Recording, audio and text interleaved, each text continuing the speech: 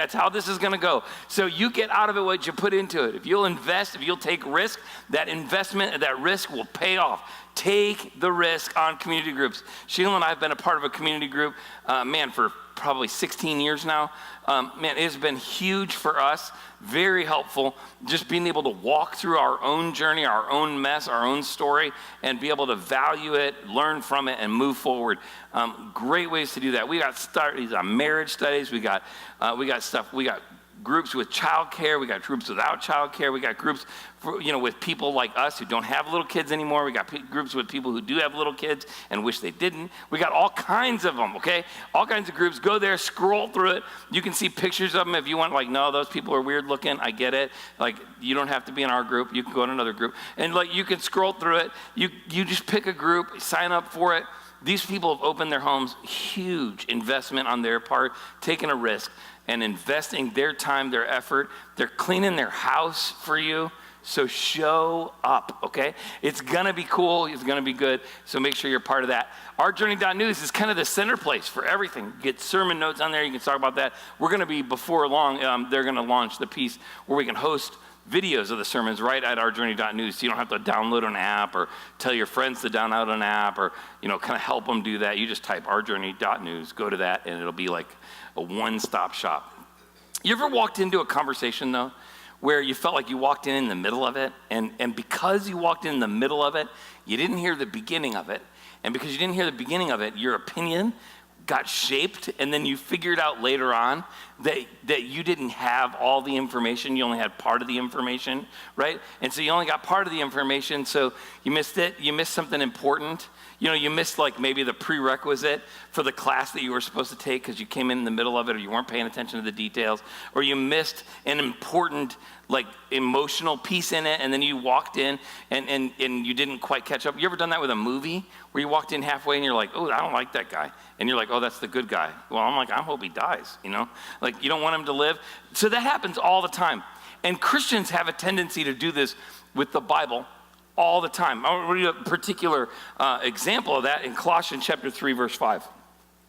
So put to death sinful or earthly lurking things within you.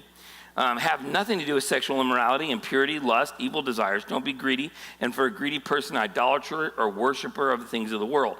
Now, you get that, and then you read this next verse. Because of these sins, the anger of God is coming. Now, when we read those verses, it sounds like, man, you got to get to work, right? It sounds like, man, I got a lot of stuff I got to do. And because it says it super clearly. So put to death the sinful earthly things lurking within you. Have nothing to do with sexual immorality, impurity, lust, and evil desires. Don't be greedy, for a greedy person is an idolater, worshiping things of God. And because of this stuff, the anger of God is coming. We walk into the middle of a conversation, and we're like, man, I don't know, close the Bible. I got a lot of stuff to do, I don't have time to be here because I got to be busy not doing these things, right? And so because we walked in the middle of the conversation, we could read something like that and clearly walk away and go, man, I got a lot of things I got to do because God does not like it, and he gets angry with us. Because it says, because of this stuff, the anger of God is coming. And so when we walk in the middle of the conversation, we read all this stuff about these things, and we're like, man, I gotta get busy. And some of you are like, oh man, a lot of stuff in my life was on that list. And you're freaking out. But I want us to understand something that's super important. Every one of these things push us away from God, but we can't just walk in the middle of the conversation and assume that because we walked in the middle of the conversation, we got the whole story. Because when we do that, we miss such an important word. We'll get all these big words, right? Put to death, earthly things, sexual immorality, impurity, lust, evil desires. Don't be greedy. Because of these sins, the anger of God is coming. We're pre-programmed to hear those things. You know what we didn't hear? One very important word. The very beginning, it says, so. Because of this stuff. So, do this. Because we can't just walk in the middle of this. Because I want you to understand something that's so important. You and I, we don't have the ability. Without anything in and of our own selves, you don't have the ability, apart from your identity in Jesus, to put to death any of this crap. Like this stuff always going to be a part of it. You ever wondered why it is you struggle with sexual immorality, impurity, lust, evil desires, or greed? You ever wonder why you can't seem to get rid of that stuff? Because you don't have the ability. I don't have the ability to put to death those things. Walking into the middle of this conversation, you would think that it's our job to go and do these things because if we don't, God's angry with us. But what we've done is we skipped the first 3 chapters, or the first 2 chapters and the first few verses of the 3rd chapter of the book of Colossians. So for the past few weeks, we've been walking through this stuff to get to this point. We can't just dismiss those first couple of chapters any more than we can just dismiss the rest of the Bible. You want to know something that's interesting to me? That when the Apostle Paul wrote out the book of Colossians to this church, he didn't write chapters and verses in. He didn't go like, and now chapter 3, verse 1, and then stick it. Because you go read through here, sometimes these verse numbers are like in the middle of a sentence. And if you stop there, you miss it. Or if you go all the way to the end of the verse, but you don't go to the next verse, it doesn't make any sense. You ever done that? Because he didn't put those in. We put those in so it's easy to navigate this stuff. He wrote this as a letter.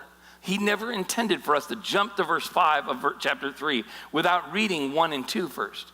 And so what we've been talking about over the last several weeks is in the first chapter, the supremacy of Jesus, who's above all and in all. And you and I were created in his image, by his hand, and for his glory. And we bear the image of God. And that he gave his life to redeem us from the kingdom of darkness and make us citizens of the kingdom of light.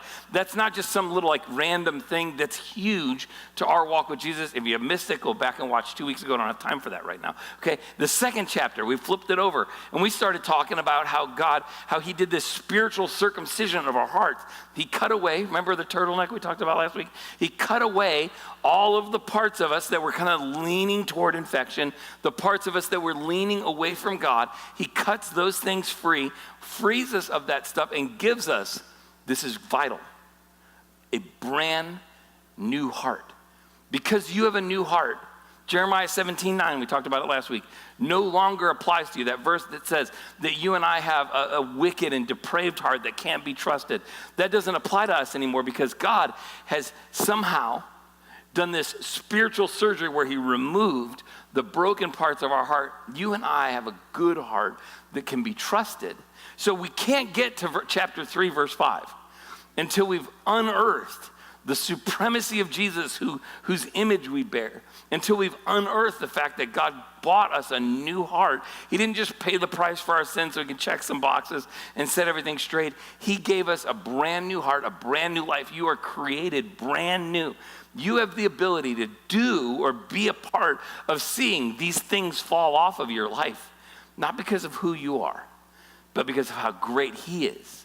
And so when we get to verse 5 and it says, so, because you've got all that stuff, so put to death earthly things that you have, like nothing to do with sexual immorality, impurity, lust, and evil desires.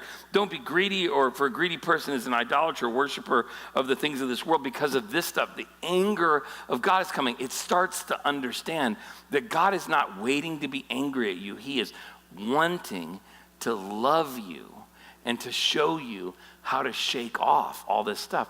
Because get this is so important. He's already cut it off. You just have to peel it away. You and I, because of the work of Jesus Christ, have the ability not only to have, where sin doesn't have any penalty over us, sin has no power over us. See, Jesus removed the penalty of sin, the power of sin, and eventually he'll come and remove the presence of sin. That's an important thing for us to understand. So when he goes to tell us how to live here, man, it's profound stuff. But it doesn't just stop with don't do these things, because these are the things that when we're involved in them, they pull us away from God. I love how he sums it all up in verse 12. He starts this, chapter 3, verse 12. He says, since God chose you to be the holy people that he loves, you must clothe yourself with tenderhearted mercy, kindness, humility, gentleness, and patience, making allowance for each other's faults and forgiving anyone who offends you. So you must forgive others. Above all else, clothe yourself with love, which binds us together in perfect harmony. You see what he's doing is he starts in verse 5 with these don't do lists. And he kind of narrows that down because of this stuff, the anger of God is coming. He paints this picture of why it's so important. And then he tells us what to do instead. He says, instead, give up these things. You must, and not just give up those things, but you must put on or clothe yourself, right, with all these different things. Tenderhearted mercy, kindness, humility, gentleness, and patience. Make allowance for others. And then he tells us that we've got to clothe ourselves with love. That's the bottom line. What he's doing is using a literary device, basically, where he's saying, I want to tell you all these things, and above all else, clothe yourself with love. We got to figure out how it is that you and I put on love. But man, we're good at this stuff in our world in 2018 in America, because we use love all the time. You know, when one of our daughters started dating her boyfriend, I took him out, and I sat him across the table from me, and we just talked, and you know, I don't know if he knows this yet, but I purposely took him to a place where the sun would set and be right in his eyes. And I sat in one place, the sun over my shoulder, and beamed down on him. And I just, you know, I sat there early so that we could get this one table, and we sat and talked for a little bit. And I told him, I said, you know what, this is going to sound unrelated, but I love waffle cones, right? He's like, huh? I'm like, I love strawberry ice cream and waffle cones. That's my favorite thing. I love it. But the truth is, I really don't love waffle cones. And he's like, huh? Wait a minute, I thought you said you loved waffle cones. I said, well, no, the reality is, I don't really love waffle cones because I just want to consume waffle cones. I mean, I just want everything I can get. I don't want anything for it. I just want everything for me, right? And you get what I'm saying? Like I said, I want you to understand something. Love's a big word. And I want you to understand something, that I love my daughter. And I love waffle cones. But that's not the same. And I want to make sure you understand real quick. I'll eat you up. No, I'm just kidding. But the thing is that we have some real tense moments at this idea, right? Because we can throw around the word love. People will give me a hug and go, I love you, Jeremy. I love you. We love your family. And they don't mean I love you the same way that they mean I love my children, right? And they don't mean that I love you the same way that I love Sheila. I love only one woman in this whole world the way I love Sheila. She's a special part of my life. She's my wife. But we have this one word, right? Love, that has to go all across this whole thing. So Jesus tells us to put on love. I'm doubting he means to be like, you know, like running around just loving everybody the way like in the 60s kind of love, you know what I'm saying? Like he's not telling us, but what he tells us is to put on love. This is the way Paul's telling us, like Jesus had love. I mean, where do we have the capacity to show any kind of love for people is because we've been loved by Jesus. So I was thinking, man, what does this mean? What is love? Baby, don't hurt me. Don't hurt me no more. So a few of you are old like me, so you know what's up. So, but anyways, what is love? I think what he's doing here is he's backing up and he's telling us love is all those things. Love is tender-hearted mercy and kindness. It's being kind and loving people. Now we kind of get the idea of this, except for when it means being really tender-hearted. I'm a little tender-hearted, like I can be easily emotional about something, but I'm not real gentle about stuff. But there's this story of in John chapter 4 where Jesus meets this woman. Maybe you're familiar with this story in John chapter 4. It's the woman at the well. It says this, Jesus went to this woman. I got to set the story up. Middle of the day, he goes up to this well. And there's this woman drawing water at the middle of the day. This is not the part of the day when all the cool kids go get water, right? All the people they all go get water in the morning when it's cool. This is the middle of the afternoon because she's an outcast. Because most of the women, or a lot of the women who went to go get water in the morning, they kind of have some history. You know what I'm saying? Now, like we got some history with the woman who comes in the afternoon. And so she goes by herself in the afternoon. Maybe there's some crossover. Maybe there's some like, she did this with my friends, whatever. And there's some cattiness and there's, you know, like, I don't know about you guys. There were two kinds of fights in high school, okay? There were guy fights. They usually had an appointment. Lots of people came. We watched guy fights. Then there were girls fights. And we all watched because somebody was going to pull hair and somebody's clothes were coming off, right? Like, that's how it works. Because women fight mad. They don't fight nice, okay? And guys, like, we could get in a fight, I could punch you, and then we could go out later. It doesn't matter, okay? We get over stuff quick. When women get hurt, boy, you better watch out. You better find another time of the day to go to get water, you know what I'm saying? So she's in the afternoon, she's going to get water, and Jesus comes up to her and he says, hey, could you get me some water? And he's like, why are you asking me for water? Don't you know what's going on? You're a Jew, I'm a Samaritan, and you're all this story goes by, and then Jesus replies and tells her, like, if you knew who you were talking to, you'd be asking me for water because I've got water that'll make you never thirst again. And then he says this, anyone who drinks water will soon become thirsty again. But those who drink the water I will give them will never be thirsty again. He's offering to meet her biggest, most sincere, her deepest needs. This is huge. He doesn't begin with the outside and go, woman, you got to straighten up. You got to stop doing this and don't do that. And you're being stupid. Don't do stupid things. Do good things. He doesn't beat her up. He says, I want to give you something that'll fix the biggest need in your life. And then he says, it becomes fresh, bubbling spring within them. Give them eternal life. Please, sir, the woman says. She's compelled by his kindness and by his love, by his tender-hearted mercy and his gentleness, willing to meet her deepest need. And then she says, give me this water. I will never be thirsty again, and I won't have to come here and get water because get what? Why is that? Because she's deeply shamed. Every single day she has to walk out to this well, get water again, knowing that all these other people are in their houses looking out their windows, whispering, I don't ever want to come here and be shamed again. Please take away my shame. Man, I got this question for us. I mean, like, we all have an opinion of stuff, right? And I don't know about you, but I've heard this statement and I've heard it said as a good thing to love a sinner but hate a sin. And I understand the sentiment. I'm not pushing back against it, but I'm not sure that God really calls us to hate anything. I mean, hate's a strong word. But literally, he says this. He says, I love you, and I want to meet your deepest need inside of you. I want to take away your shame. I want to take your guilt. Let me just ask you this question. You can have an opinion about the love the sin or hate the sin thing. It's not in the Bible, but let me just put this out to you.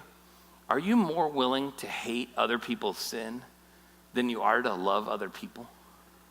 I mean, that's when we talk about tender-hearted mercy and compassion, kindness, gentleness, when we talk about love like that, are you more willing to hate other people's sin than you are to love them? I mean, I get it. Like, there's some parts of this where we kind of go, there's a tension, isn't there?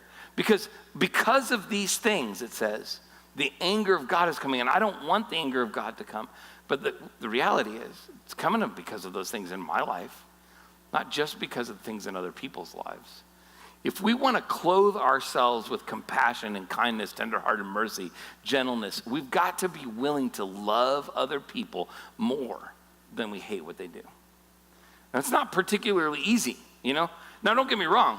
It's pretty easy when it's my life because I love me more than I hate the things I do, right? I find it pretty easy to be tolerant of myself, pretty easy to be kind to me, pretty easy to let myself off the hook. But man, let somebody else do something, right? And now all of a sudden it's not so easy. But it's not easy to be loving when it's for someone else. But that is that's what Paul says we need to do because of the supremacy of Jesus, because of his unbelievable love for us that gave us a new life. Now we have the ability to be clothed in mercy, clothed in tenderhearted kindness, clothed in love. So back to Colossians chapter 3, it says that, we just talked about that. It says, since you've chosen to be holy people, you must clothe yourselves with tender-hearted passion, tender-hearted mercy and kindness. Then it goes on, humility, gentleness, and patience. What is love besides not hurting you? Love is humility, gentleness, and patience. He's going on. Remember this literary device that he's using to say, I boil it all down. All these things are what love is. Love is tenderhearted mercy and gentleness. Love is this humility and gentleness and patience. There's a story in Matthew when Jesus is healing this man. Now you got to remember what this stuff works out with, right? I mean, most of what Jesus does ultimately causes conflict. Now, conflict's not a bad thing, but man, these people are out for blood. So there's this story, it says this, Jesus went over to their synagogue in this one town. He goes over to the synagogue, and where he noticed a man with a deformed hand, there's this man whose hand's all crippled up. Very evident from the outside, right? This isn't like an internal injury. This isn't some quiet thing. I mean, this man's like, he's physically deformed in a way that everyone can see it. And so it says this, the Pharisees asked him, hey, they got this guy. Can you imagine how jerky this is and how not gentle and patient and kind this is? Hey, Jesus, you got this guy over here who's got this deformed hand. Can you imagine how he felt at that one point? I got this deformed hand. Hey, everybody, look at me. Got the guy with the deformed hand, right? He says, does the law permit a person to work by healing on the Sabbath? See, they were hoping, it says this, I love parentheses in the Bible because they're always it's always like this undercutting piece. They were hoping that he would say yes so that they could bring charges against him. Then the passage goes on, look at this. It says, and so he answered, if you had a sheep that fell into a well on the Sabbath, would you work to pull it out? Of course you would. He's like, it's not work. I mean, that's just normal response. Falls into the well out of just compassion for the sheep. Of course you're going to pull the well out. That's not even work. You wouldn't even be tired from that. It would be something you'd want to do. Wouldn't you work to pull it out? Of course you would. Or how much more valuable is a person than a sheep? Now let that stick in you for just a minute, right? Let that settle on you. What he's saying here is that you and I and other people have value. Isn't a person more valuable than a sheep? And so he says this, he goes on, and he says, then he said to the man, this is pretty crazy. Now all of a sudden the man's like, oh, I like this already. He says, hold out your hand. So the man held out his hand, and it was restored, just like the other one. Hopefully the other one wasn't deformed too, but I think this is okay. But like he says, come on, that was funny. Then the Pharisee called a meeting. Love this. There's their response. This is what religion will do to you, okay? This man, Jesus says to him, hey, hold out your hand. He holds out his hand, restores him, puts it back to new. He's like, he's got a match set again. He's like, this is awesome. And what do? They hold a meeting. First of all, that only church people would hold a meeting, okay? Death happens in meetings, okay? So nothing good comes out of meetings, ever. And so they said, all right, here's this guy. He's got this thing. We need to have a meeting. And so they held a meeting. And what they do at the meeting? They plotted to kill Jesus. Most of the time when you get religious people together in a room for a meeting, you can't get crap done, right? Because there's some reason why we can't do this. They figure out how to do negative stuff. This is what happens because having value for people, loving people as more than just an animal, as more than just a thing, loving people as more than their condition, as more than your opinion, loving people will cost you. It cost Jesus everything. So when he tells us to have tenderhearted mercy and kindness and gentleness and all this stuff toward these people, you have to ask this question. I know how to love because I was loved. Jesus shows how to love, and it costs him. What does it cost me to say that? What does it cost me to love someone? You know, I wish there's a part of me that would love to sound in, and I'd love to offer one more thing to the Bible. If Jesus came to me and he said, hey, Jeremy, what would you like to put in the Bible? Just anything, you know. I would want to put this one thing. Could you just tell Christians that we're not allowed to offer our opinion about people until we know someone personally? Would that change everything if all of a sudden, when it came to divorce, if we couldn't talk about our opinion about divorced people until we at least knew someone who was divorced? Wouldn't that be crazy if all of a sudden we couldn't have a disparaging opinion about homosexuality until we knew someone and loved someone and cared about someone who was gay? I mean, wouldn't that change everything? It would cost us, wouldn't it? But you know who it would cost us with? When we're kind to people who are broken, when we love people, when we're full of this tenderhearted mercy, compassion, kindness, gentleness stuff, when we're full of that stuff, guess who is the first person to hold a meeting? It's the church. It's Christians.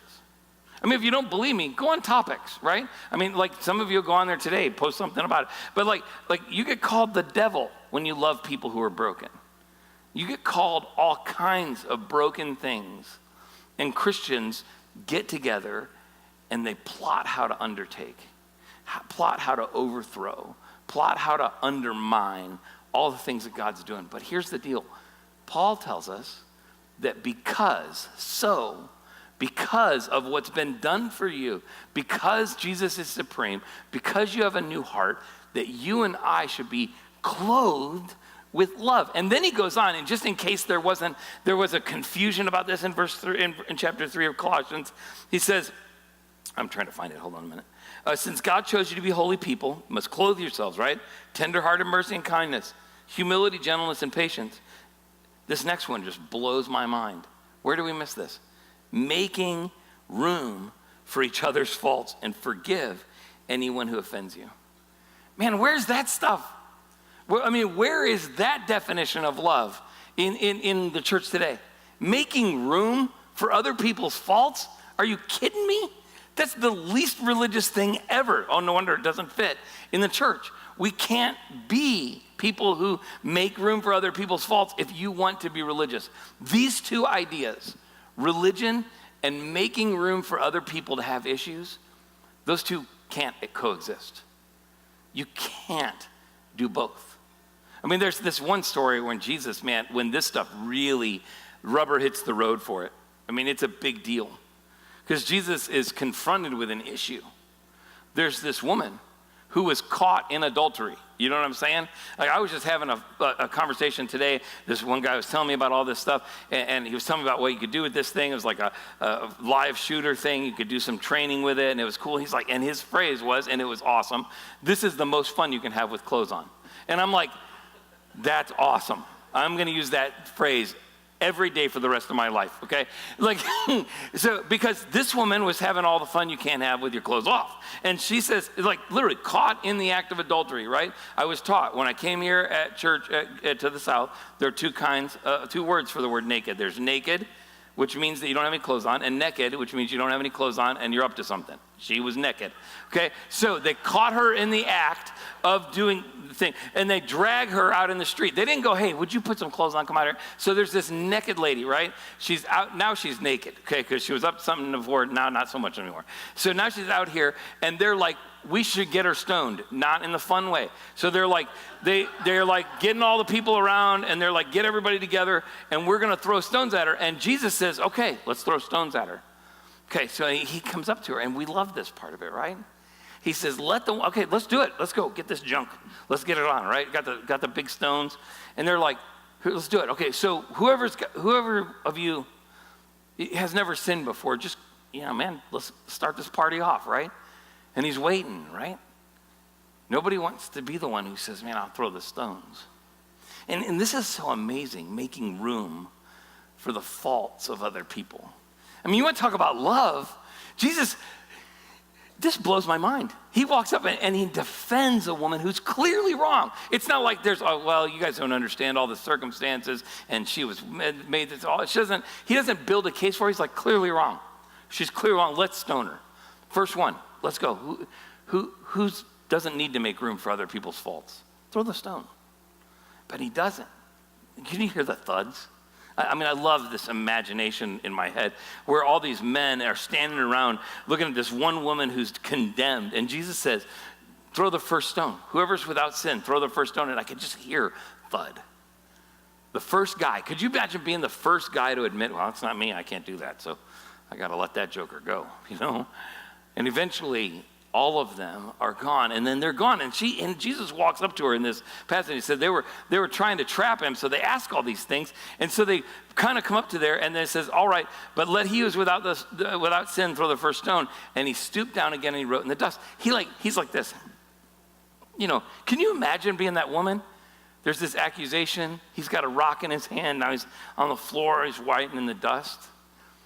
And then they're leaving, they all leave, and then he goes up to this woman, he says, hey, where are all your accusers? Where are all the people with the rocks? He still could do this, right? I mean, he could still throw the first stone, but he chose not to because he loved her more than he hated her sin. Now, man, his sin, that woman's sin, our sin, was an affront to him. I mean, Jesus is God, completely holy. And yet, her sin offended him deeply. Her sin is what caused him great pain. Her sin, our sin, put him on the cross. But he doesn't condemn, he loves. And I just ask this question. I mean, if you've experienced that kind of forgiveness, if God's made that kind of room for your sin, man, how can we not be forgiving people? So let me just ask you this question. Are you as willing to forgive as you are to be forgiven? Because this is what it looks like to put clothing of love on. This is what it looks like for you and I to live out what we've been talking about. If you want to know what it looks like to live out the supremacy of Jesus, it's not to know all the right information. It's not to chart out the right things and have the right, what we call Christology, right? It's not for you to have this believable, insane amounts of information. For you to live out the supremacy of Jesus in your life, it's not about information. You flip the page to chapter 2 of Colossians. You want to live out what it means to have a new heart and a new life? It's not about understanding redemption. It's not about having all the I's dotted and the T's crossed. It's not about having the right information about what exactly the blood does and why it happens and what's this thing. It's not about your theology. What happens quickly if we begin to understand is that the way to live out the supremacy of Jesus in chapter 1, the way to live out the new life in chapter 2 is to clothe yourself with love. In chapter 3. It's powerful stuff. It shakes the world, and it makes me more and more aware of why God called us to plant Journey Church almost 8 years ago. Right here in West Tennessee. People ask me all the time, why do we need one more church in Jackson? Why do we need one more church? I got to be honest with you, I don't mean this to push against any specific church or churches. It's not, okay? We need more churches because more religious people are holding meetings about how to plot the death of Jesus all over again. And we need to be a people who rush to the edges, right? Who rush to reach the people who are unreached before somehow they get wrapped up in the religious world or reject it all. And we need to show them the love of Jesus because above all else, do you know what that means? I mean, it translates in the Greek to above all else, right? Above everything else, clothe yourself in love. And that's really the bottom line. The bottom line is that clothing yourself with love is more than just dressing out the outside. It's more than just saying the right things and smiling at people and being kind in front of them and hurting them behind the back.